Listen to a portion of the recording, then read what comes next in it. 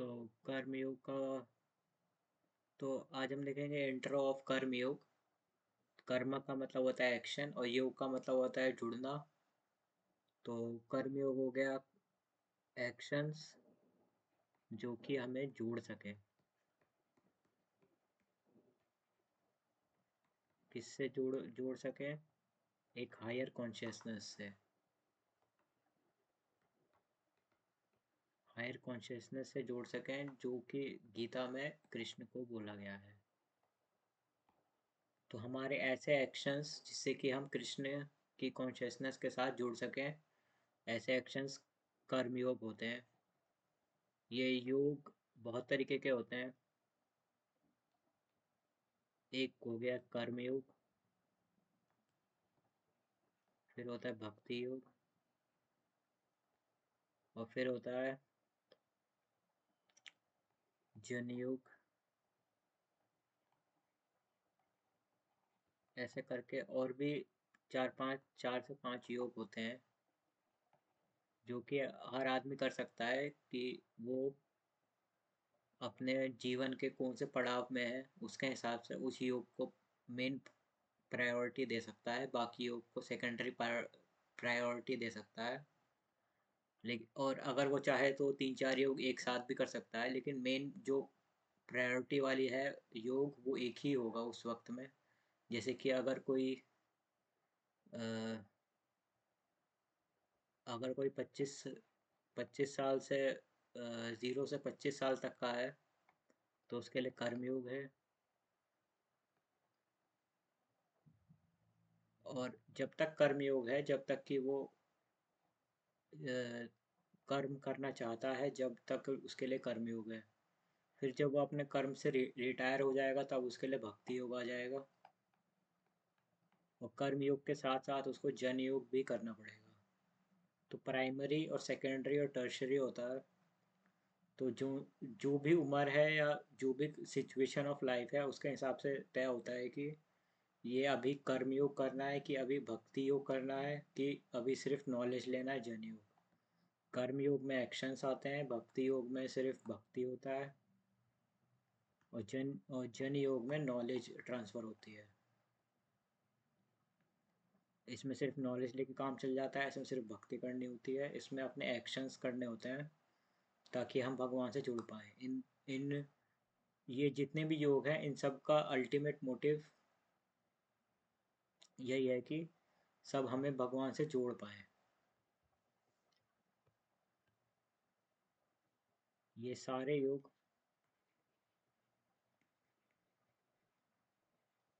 का ultimate motive यही है कि भगवान से जुड़ पाएँ। योग विद गॉड।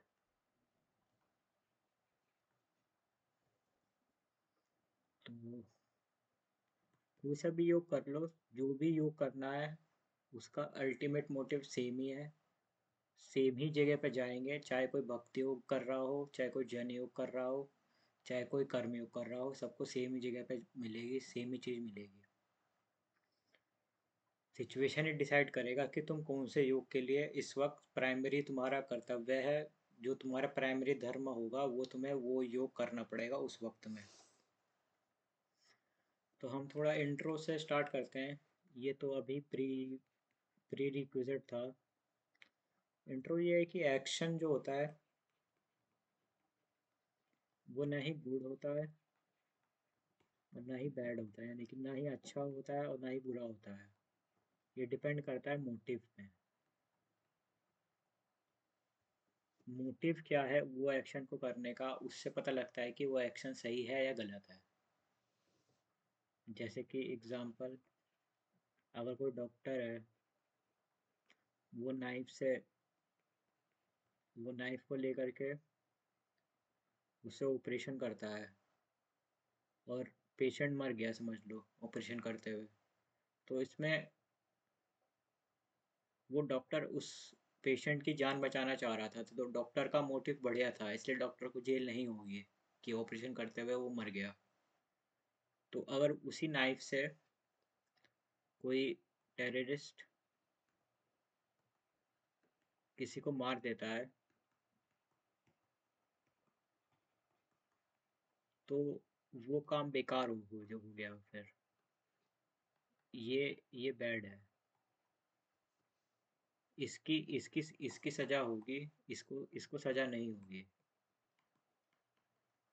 और इसको सजा होगी। तो जो सबसे मेन है इन दोनों एग्जाम्पल में, जो सबसे मेन चीज़ है वो है मोटिव। उसका मोटिव क्या है कि तुम उसे पाना, क्या रीज़न क्या है तुम्हारा वो एक्शन को करने का, कि तुम वो रीज़न मतलब क्यों एक्शन कर रहे हो। मोटिव का मतलब क्या हुआ, रीज़न, कि मेरा ये रीज़न था। तो सारे कर्मयोग इस रीज़न के ऊपर ही है। जो एक्शन करना है, एक्शन करेंगे तो रिजल्ट आएगा। ठीक है, मतलब ये एक्शन किया हमने, रिजल्ट आया। तो अब ये एक्शन को किस तरह करना है, यही है कर्मयोग।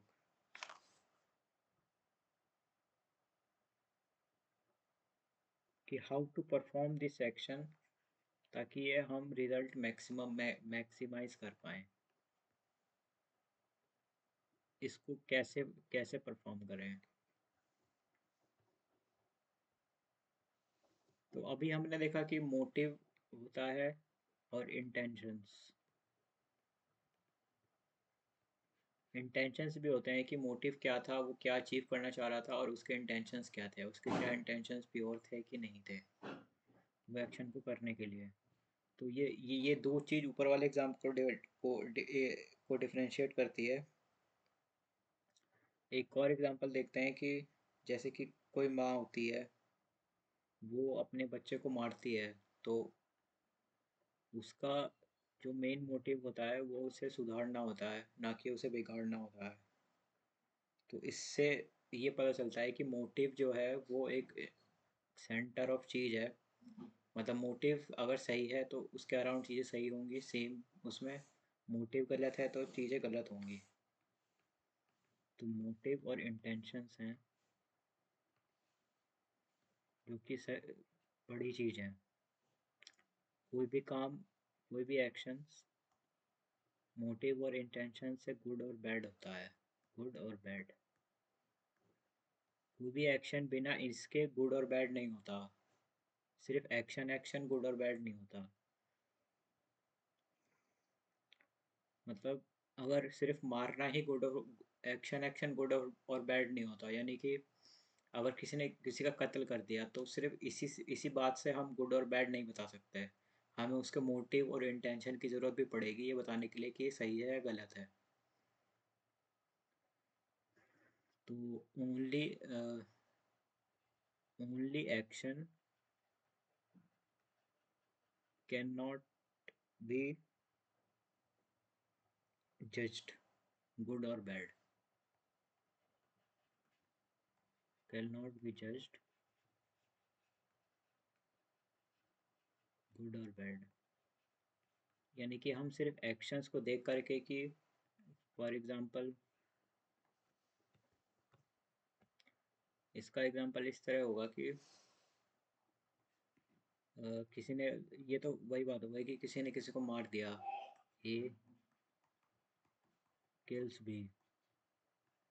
तो इसमें ये चीज़ सही है या गलत है, ये चीज़ हम सिर्फ एक्शन एक्शन के, सिर्फ किल्स के मोटिव पे नहीं कह सकते। किल्स को जान कर कि ए ने बी को मार दिया, ये सही नहीं है। इसने क्यों मारा, मोटिव और इसका इंटेंशन क्या था, उससे ये पता चलेगा कि ये एक्शन सही है या गलत है। तो अभी तो हम रिकैप करते हैं कि अब तक हमने क्या पढ़ा। तो अभी तक हमने ये पढ़ा कि सबसे इम्पोर्टेंट एक्शन है। ठीक है, एक्शन करेंगे तो रिजल्ट आएगा, और एक्शन और रिजल्ट के बीच में आता है मोटिव और इंटेंशन। बिना इन दोनों के कोई एक्शन अलोन ना अच्छा हो सकता है ना बुरा हो सकता है। मोटिव और इंटेंशन से ही कोई एक्शन गुड हो सकता है और बैड हो सकता है। कोई सोल्जर जब किसी टेररिस्ट को मारता है, तो सोल्जर को टेररिस्ट को मारना ये एक एक्शन है, तो हम सिर्फ इससे नहीं कह सकते कि वो सही है या गलत है। उसमें हमें मोटिव और इंटेंशन भी जोड़ के देखना पड़ेगा कि वो सही है या गलत है। तो action can not be judged alone by itself, it needs motive and intention to be considered good और बैड।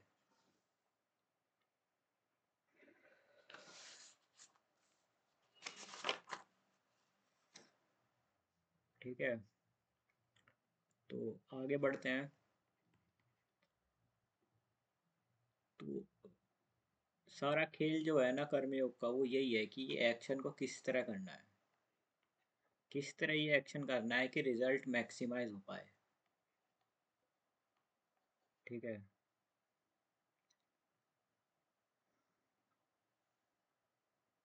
और एक याद रखने वाली बात ये भी है कि एक्शन हमेशा करना ही होता है, मतलब चाहे तुम पसंद करो चाहे ना करो, एक्शन तुम्हें करना ही पड़ेगा, यानी कि काम करना ही पड़ेगा, चाहे कोई पसंद करे चाहे ना करे। जो काम है वो करना ही पड़ेगा, मतलब ये नेचर का लॉ है। जो काम है वो करना ही पड़ेगा, चाहे कोई पसंद करे चाहे ना करे। मतलब हमारी बॉडी है, वो फोर्स करेगी उस बंदे को काम काम करने के लिए। अगर वो काम नहीं भी करना चाह रहा है तब भी फोर्स करेगी, काम करना चाह रहा है तब भी फोर्स करेगी। तो काम करना एक पार्ट ऑफ लाइफ है।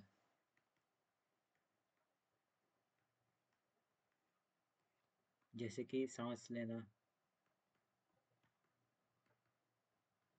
अगर हम सांस रोक के रख दें तो हमारी बॉडी ये फोर्स करेगी कि हम सांस लें। हम सांस रोक के ज़्यादा देर तक नहीं रह पाएंगे। जैसे कि खाना खाना, तो जैसे ही हम फास्ट करते हैं तो हमारी बॉडी ये कहती है कि हमें खाना चाहिए।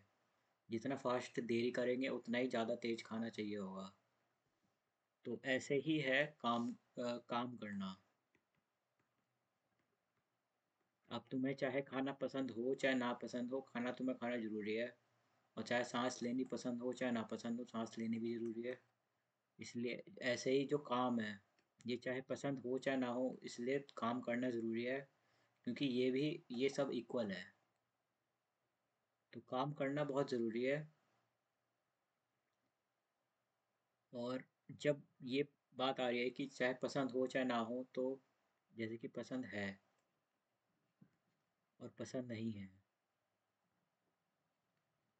तो हमेशा पसंद वाले को चुनना चाहिए, कि पसंद ही होना चाहिए काम करना। इसका इसका डिस्क्रिप्शन डेप्थ में देखेंगे कभी बाद में कि ऐसा क्यों होना चाहिए। लेकिन जो मेन बात है वो ये है कि अगर हमें काम पसंद हो तो वो काम आसान हो जाए और करने में। जैसे कि अगर पसंदीदा खाना मिल जाए हमें, तो खाना आसान हो जाता है खाना। वैसे ही अगर काम करना पसंद हो किसी को, तो वो उसका काम आसान हो जाएगा। क्योंकि इसीलिए होगा क्योंकि काम तो करना ही है, मतलब काम बिना करे कोई रह नहीं सकता। काम करना बहुत ज़रूरी है। मतलब ये खाने के बराबर है और सांस के बराबर है काम करना। तो काम इसलिए करना है क्योंकि उससे रिजल्ट आएगा। और सारा खेल ये काम को करने की विद्या का ही है, कि ऐसा कैसे काम करें कि मैक्सिमम रिजल्ट आ सके। यही है सारा खेल कर्मयोग का।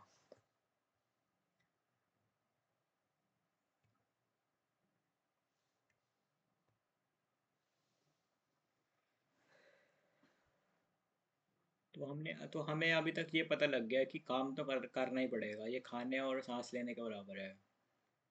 तो अब क्यों ना हम इस काम को इंटेलिजेंटली ही कर लें, ताकि हमारे कुछ काम ही आ जाए। तो कर्मयोग यही काम करने की विद्या है, यानी कि इंटेलिजेंस है। मीन्स कैसे काम करना चाहिए, करना चाहिए। जो गीता है, गीता की स्टार्टिंग ही कर्मयोग से होती है। जो फर्स्ट चैप्टर है उसमें स्टेज सेट होता है। सेकंड चैप्टर में प्री रिक्विजिट्स होते हैं। प्री रिक्विजिट्स अभी गीता स्टार्ट नहीं हुई है सेकंड चैप्टर से। गीता स्टार्ट होती है थर्ड चैप्टर से। कर्म योग से गीता स्टार्ट होती है।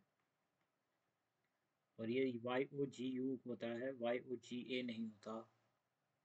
YOGA एक्सरसाइज होती है। ये योग भगवान से मिलन होता है, हायर कॉन्शियसनेस से। तो कर्म योग मतलब पहला ही चैप्टर है, इसका मतलब इस ये भी संकेत देता है कि फर्स्ट चैप्टर की संसार में सारी चीज़ें जब स्टार्ट होंगी जब तुम काम करोगे। मतलब सब चीज़ भक्ति और नॉलेज और सब कुछ बाद में आता है। सबसे पहले काम आता है किसी भी चीज़, किसी भी आदमी का या किसी भी, मतलब संसार भी इसी तरह बना है कि जब भी हम कभी किसी से मिलते हैं या कुछ भी होता है तो हम ये पूछते हैं कि काम कैसे चल रहा है या काम क्या है, कैसा है।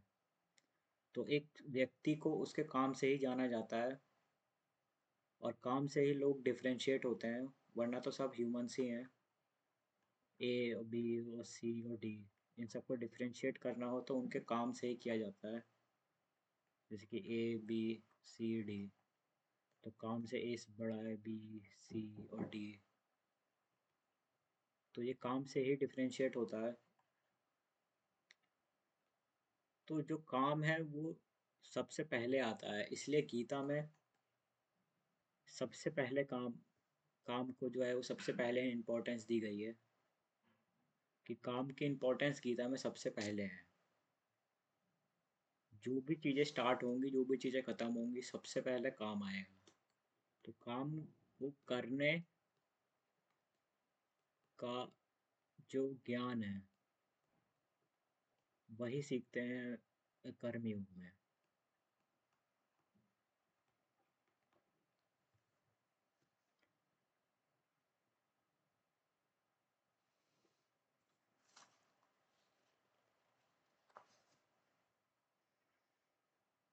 देखो, काम तो कोई भी कर सकता है, ठीक है।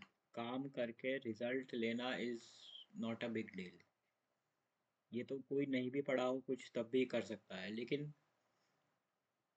एक विद्या होती है किसी चीज़ की, कि हमने X% दिया और हमें 100X% रिजल्ट मिला। तो ये एक विद्या होती है कि ये काम किया और उसका रिजल्ट ये आया। तो पढ़ने का जो रीज़न है वो यही है कि काम तो कोई भी कर सकता है, जिसने नहीं पढ़ा वो भी कर सकता है, बात वो नहीं है। बात ये है कि काम को करने का आर्ट क्या है, मतलब ट्रू फॉर्म क्या है उस काम को करने का। ऐसा क्या काम है जो उसकी ट्रू फॉर्म है। अगर ट्रू फॉर्म में काम किया गया तो बेस्ट रिजल्ट मिलेगा, जो कि तुम डिजर्व कर रहे होंगे।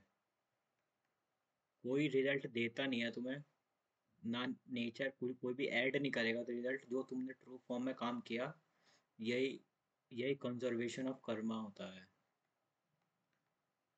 कंजर्वेशन ऑफ कर्मा ये है कर्मयोग, कि karma given is equal to karma get. जो तुमने दिया वही तुम ले रहे हो, जैसे कि law of conservation of energy होता है, वैसे ही कंजर्वेशन ऑफ कर्मा होता है। तो आज का ये इंट्रो यहीं यहीं तक था। थोड़ा रिकैप कर लेते हैं कि हमने क्या पढ़ा। तो हमने यही पढ़ा कि ये कर्मयोग पढ़ना पढ़ना क्यों क्यों ज़रूरी है, मतलब ज़रूरत क्या है कर्मयोग की। काम तो हम पहले भी कर रहे थे, आज आज भी कर रहे हैं। तो फिर एक कर्मयोग की ज़रूरत क्या है। कर्मयोग की ज़रूरत इसलिए है क्योंकि कर्मयोग एक ऐसी टेक्निक है जिससे कि तुम अब जो काम कर रहे हो वो काम को बहुत प्योरिटी के साथ करोगे, जिससे कि जो रिजल्ट है वो भी प्योरिटी के साथ आए। ऐसा नहीं हो कि तुमने बहुत मेहनत कर ली, कोई रिजल्ट नहीं आ रहा, और बहुत कम मेहनत करी और बहुत ज़्यादा ज़्यादा रिजल्ट आ गया। ऐसा कुछ डिफरेंट इम्बैलेंस ना क्रिएट हो, जितना तुम मेहनत करो उसके हिसाब से उतना रिजल्ट आए। और एक सही तरीके से किस तरह मेहनत करनी है, वो विद्या क्या है, वो मेथड क्या है जिससे कि सही तरीके से मेहनत करनी है, वो है कर्मयोग। कर्म का मतलब होता है एक्शन, योग का मतलब होता है जुड़ना, और कर्मयोग का मतलब ऐसे एक्शंस जो कि हायर कॉन्शियसनेस से जुड़ पाएँ। अब ये हायर कॉन्शियसनेस का मतलब क्या होता है ये आगे देखेंगे, पर अभी के लिए इतना समझते हैं कि हायर कॉन्शियसनेस कृष्णा से डिनोट किया गया है। जो कृष्ण भगवान है इनको हायर कॉन्शियसनेस बोला गया है, और यही हमें सारे गीता का ज्ञान देंगे। तो जैसे कि एक कर्म योग है, इसके और भी भाई बहन है। कर्म योग हो गया, भक्ति योग हो गया, जन योग हो गया। तो कर्म योग तो एक्शन हो गया, भक्ति हो गया नॉलेज, और जन योग हो गया, भक्ति हो गया डिवोशन, और जन योग हो गया नॉलेज।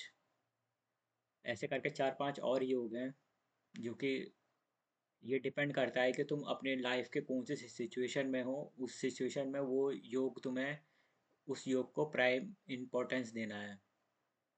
कि अभी तुम मेहनत करने वाली सिचुएशन में हो, 0 से 25 साल के या 25 से 50 साल के, तो तुम्हें कर्म योग करना है। फिर तुम्हारी शरीर जो है वो अभी बूढ़ा हो चुका है, तो तुम ऐसे भक्ति योग कर सकते हो या जन योग कर सकते हो। ये कोई ऐसा है जो कि बहुत बार 60 या 70 साल का हो चुका है, वो सिर्फ जन योग कर सकता है भक्ति योग के साथ। तो इन सारे योग को एक साथ भी कर सकते हैं, लेकिन जो प्राइम इम्पोर्टेंस होती है वो एक वक्त पे एक ही योग को देनी चाहिए, और बाकी को थोड़ा थोड़ा करना चाहिए।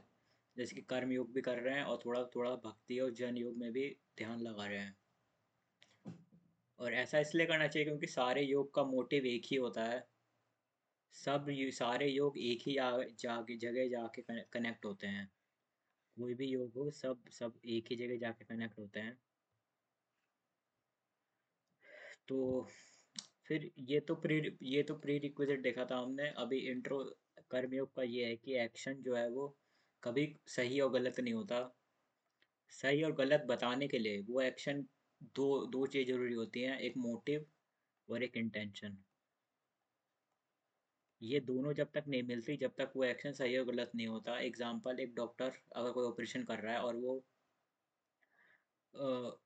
तो वो पेशेंट की भलाई के लिए ऑपरेशन कर रहा है, वो ताकि वो पेशेंट अच्छी लाइफ जी पाए। तो उसमें कट्स लगा रहा है, ये सब कर रहा है, तो वो जिस नाइफ से कर रहा है, तो वही नाइफ जो है वो बेकार हो गई अगर वो टेररिस्ट के हाथ में दे दी, और अगर वही नाइफ अगर डॉक्टर के हाथ में है तो वो सही हो गई। तो ये एक्शन का मोटिव क्या है, डॉक्टर का मोटिव और इंटेंशन ये था कि उसको बचा से पाए, लेकिन टेररिस्ट का मोटिव और इंटेंशन था मारना। तो सिर्फ एक्शन एक्शन से नहीं, ये नहीं बता सकते कि सही है या गलत है। हमें ये पता होना चाहिए कि उसका मोटिव और इंटेंशन क्या है उस एक्शन को करने का। तो यही है कि मोटिव और इंटेंशंस का होना बहुत ज़रूरी है। जैसे कि ए ने बी को मार दिया, तो सिर्फ इतने ही स्टेटमेंट से हम ये नहीं प्रूव कर सकते कि ये चीज़ सही हुई या ये चीज़ गलत हुई। ये एक्शन सही था, ये एक्शन गलत था, ये हम बता नहीं सकते। सही और गलत बताने के लिए हमें मोटिव और इंटेंशन का पता होना चाहिए। सिर्फ एक्शन एक्शन सही और गलत नहीं होता, उसके साथ मोटिव और इंटेंशन लगा के वो सही और गलत होता है। तो मोटिव और इंटेंशन बहुत ज़रूरी है।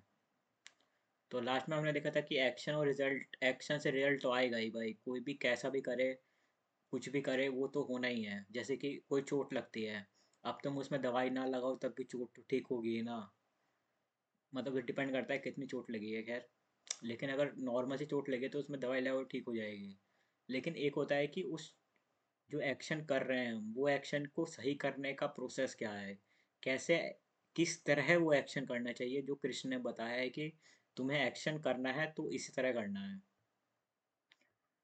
तो ये एक्शन जो है वो बहुत इंपॉर्टेंट होता है हमारी बॉडी के लिए। ये नेचर का लॉ है कि तुमको काम करना ही पड़ेगा, ये पार्ट ऑफ लाइफ है। जैसे कि सांस लेना पार्ट ऑफ लाइफ है, खाना खाना पार्ट ऑफ लाइफ है, कि तुम सांस रोक के रखोगे तो तुम्हारी बॉडी उस सांस को मतलब लेने की कोशिश करेगी, मतलब अट्रैक्ट होगी उस सांस से। जैसे खाने को तुम एक दो दिन नहीं खाओगे तो तुम्हारी बॉडी ऐसे को ऐसा लगेगा कि वो अट्रैक्ट होगी खाने से। तो इसीलिए ऐसे ही काम होता है। काम जो है वो हमें करना ही चाहिए, मतलब ये तीनों की ये इन तीनों की इम्पोर्टेंस बराबर है। सांस लेना, खाना खाना और काम करना। तो जो काम है वो करना ही चाहिए, मतलब वो भी एक तरीके से बॉडी को फीड कर रहे हो तुम। एक नेचर का लॉ है कि तुम्हें काम करना ही है। अब चाहे तुम पसंद से करो चाहे ना पसंद से करो, चाहे तुम जाने में करो चाहे अनजाने में करो, काम तुम हमेशा ही कर रहे हो। तो सारा खेल बस ये है कि मतलब काम हमेशा हो रहा है, ऑलवेज। चाहे चाहे जान के हो रहा है, चाहे जान के करो या अनजाने में। इस चीज़ को डेप्थ में देखेंगे आगे। अभी तो मैंने थोड़ा इंट्रो में थोड़ा पूरा कर्मयोग हल्का सा जिस्ट जिस्ट दे रहा हूँ। तो इसमें यह है कि अगर वो खाना तुम कोई खाना खाना है तुम्हें और वो खाना पसंद है खाने में, तो खाना खाना कितना आसान बात हो गया। और भी तुम और खा सकते हो खाने को। ऐसे ही काम है, अगर वो कोई काम पसंद आ जाए कि ये काम बहुत अच्छा है, तो वो काम और कर सकते हो। जो काम तो करना जरूरी ही था और तुमने उसको पसंद भी कर लिया, तो तुम्हारे दोनों हाथ में लड्डू हो गए। अब तुम अब तुम्हें वो काम बहुत आसानी से कर पाओगे और अच्छे से कर पाओगे। तो फिर से यही है कि काम करोगे तो रिजल्ट आएगा, रिजल्ट आएगा तो काम करोगे। ये एक लूप होता है। तो काम करने की क्या ऐसे मेथड्स हैं जिससे कि किस तरह काम करना चाहिए, ये हमें कृष्ण ने बताया है। यही है कर्मयोग।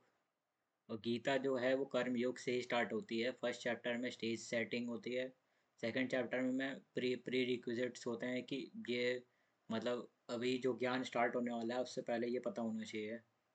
थर्ड चैप्टर से कर्मयोग स्टार्ट होता है, यानी कि जो सबसे पहला चैप्टर है वो यही संकेत देता है कि दुनिया की स्टार्टिंग काम से होती है, मतलब सब चीज़ की स्टार्टिंग काम से होती है।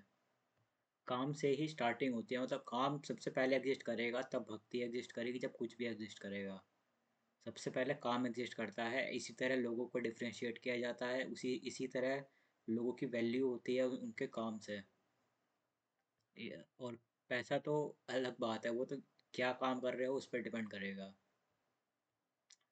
तो यही है कि तुमने X% काम किया और 100x रिजल्ट चाहिए, तो वो काम को तुम्हें ट्रू फॉर्म में करना पड़ेगा बेस्ट रिजल्ट के लिए।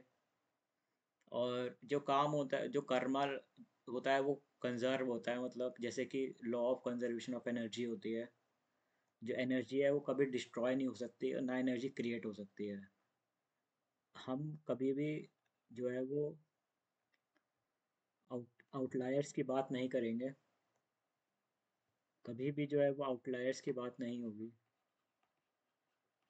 हमेशा नॉर्मल लॉ ही लगाएंगे।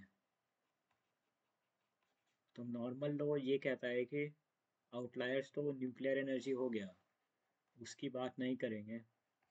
वो बात का एडवांस टॉपिक है। जो नॉर्मल लॉ ये कहता है कि एनर्जी जो है वो ना क्रिएट कर सकते हैं, मतलब एनर्जी डिस्ट्रॉय नहीं कर सकते हैं, ना एनर्जी क्रिएट कर सकते हैं। ना ही क्रिएट कर सकते हैं और ना ही डिस्ट्रॉय कर सकते हैं। एनर्जी हमेशा कंजर्व रहती है, मतलब एक फॉर्म से दूसरे फॉर्म में बदलती है, सेकंड फॉर्म। तो एनर्जी जो है वो कंजर्व रहती है, एक फॉर्म से दूसरे फॉर्म में ट्रांसफॉर्म होती है वाली। वो कभी क्रिएट नहीं हो रही और ना कभी डिस्ट्रॉय हो रही है। तो यही है इसी से आता है कंजर्वेशन ऑफ कर्मा। जो कर्मा तुमने दिया है, जो जो तुमने मेहनत करी है, उसी का रिजल्ट तुम्हें मिलता है। कोई तुम्हें कोई रिजल्ट देता नहीं है, ना कोई भगवान ना नेचर, कोई भी तुम्हें कुछ देता नहीं है। तुमने जो काम किया उसी का रिजल्ट तुम्हें मिलता है। और यही एक ऐसी चीज़ है कि तुम्हें ऐसा पता होगा कि जो लोग भगवान में नहीं भी मानते हैं वो भी इस लॉ को फॉलो करके ठीक ठीक ठीक काम कर पाते हैं। कि मतलब इससे डिपेंड ही नहीं करते, ये तो एक नेचर का लॉ है, एक तरह से नेचर का लॉ है ये। कि जो तुम काम करोगे जिस तरह करोगे, या कि तुमने 80% ही काम किया तो तुम्हें रिजल्ट भी 80% ही मिलेगा। अब अब ये डिपेंड, अब इस पे ये बहुत गहरा डेप्थ वाला टॉपिक है। कई बार तुम 80% काम करोगे और रिजल्ट 20% मिलेगा। तो ये बच्चा हुआ 60% कहाँ गया, ये तो बहुत डेप्थ में पढ़ेंगे बाद में। लेकिन जो मेन कंजर्वेशन ऑफ कर्मा है वो यही है, और आर्ट ऑफ डूइंग कर्मा, यही हम पढ़ेंगे कर्मयोग में।